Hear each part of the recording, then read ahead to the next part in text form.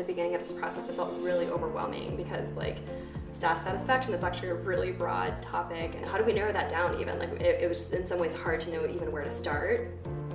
A big aha moment was getting away from like surveys and actually just getting out and talking to people. After speaking with our staff members, we felt we were basically informed that they didn't feel appreciated enough. Something that we heard over and over again is that people feel like they do great work every day and they really, really try hard for our patients. And we know that's true, but we're really bad about recognizing them.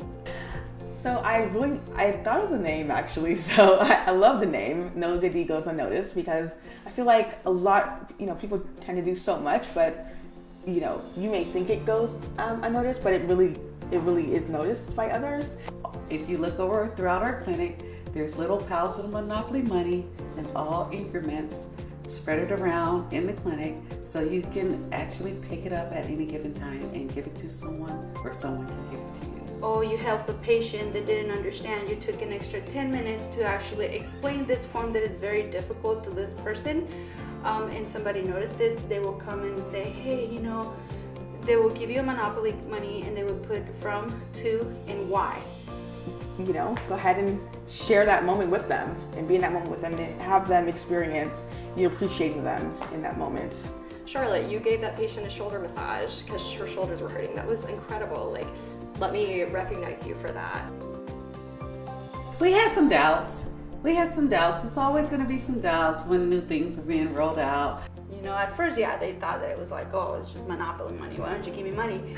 But when they read the comments, they got something worth more than money. Because when you feel special, when you feel like you were recognized, I think words are more than money. We were amazed, within a few weeks we had gotten almost 200 Monopoly bills. Rather than like giving bonuses or money or something, kind of monetary, we just wanted it to be this meaningful interaction that could also be shared on a larger scale.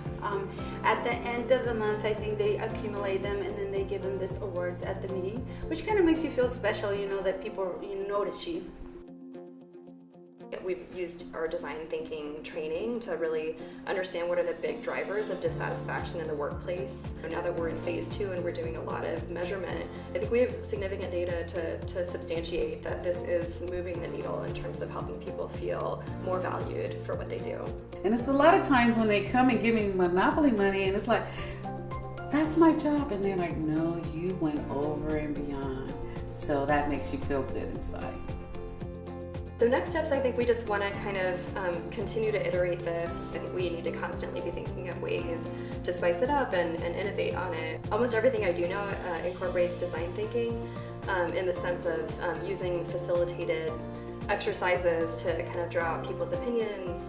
Hey, we want to make this change. How can we go about that? What are your ideas? And how do we approach this? I definitely noticed that people tend to want to help more without even being asked or anticipating a monopoly bill. I think at first it was like, oh, $1, I get monopoly money.